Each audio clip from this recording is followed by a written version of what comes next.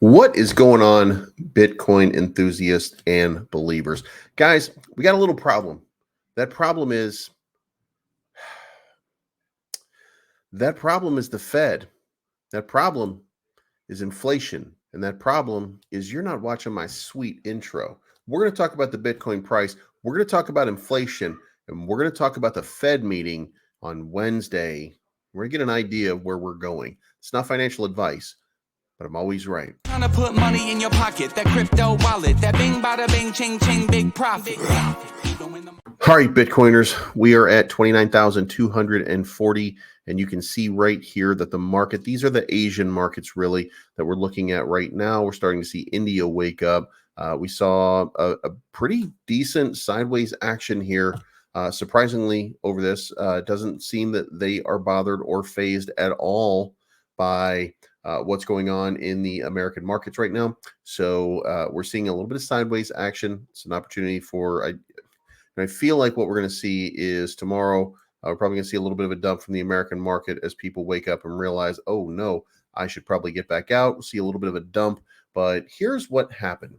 Bitcoin falls below USD 30K as US inflation beats expectations again. Now, if you remember, in April, it was 8.3, and it's up now to 8.6, with the largest contributors being housing, airline fares, cars and trucks, and new vehicles. Consumer price index hit 8.5. Market participants widely expected the year-over-year inflation number for May to come in unchanged from the month before. So that led to what ended up being about an 880-point sell-off on the Dow Jones. This has not been a very good day for markets overall. However, we did learn one piece of good information, which we're not going to cover here, but we are going to say it. Bitcoin hash rate did hit an all-time high.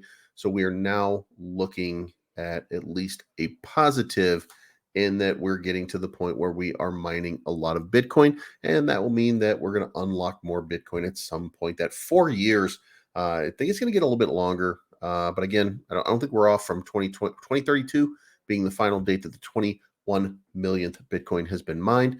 And then that will be it. There will be no more. And by that point, shouldn't we be at about $1 million of Bitcoin? If you listen to Michael Saylor, he'll tell you that we should be. Anyway, the Federal Reserve is going to be meeting on Wednesday. And let's move on from this and let's talk. Federal Reserve is going to meet on Wednesday, and they are going to talk about what to do next. They expected this inflation to come in at 8.3, came in at 8.6, which means it's higher than they thought. And it is not looking good. There's no, just when you think you're getting to the top, you find more top.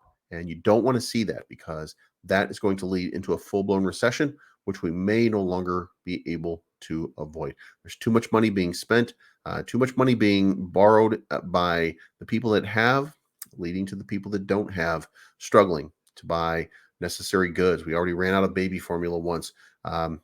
We're 2 years removed from not having toilet paper for a little while.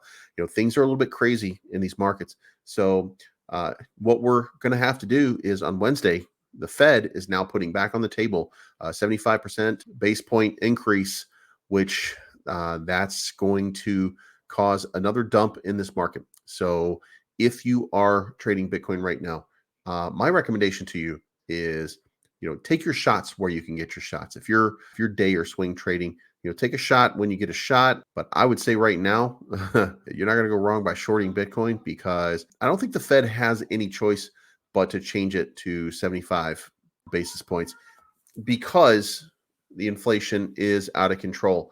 And if they don't take a more hawkish approach, then it's going to get far worse before any of this gets any better.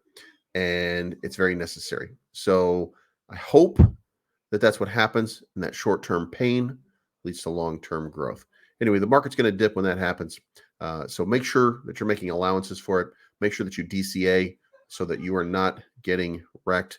And make sure you hit that subscribe button. Make sure you hit that like button. Make sure you leave a comment, and then hit the bell to be notified of new content. My name is Bleaves. I'm here to provide you with Bitcoin content. I'm trying to work this algorithm. I'm trying to get into this place so that you and I can talk more about Bitcoin. And then we're going to talk about Ethereum. We're going to talk about more tokens as we go. But my name's Bleaves. This is not financial advice. And I'm always right. Looking for the good life, good life.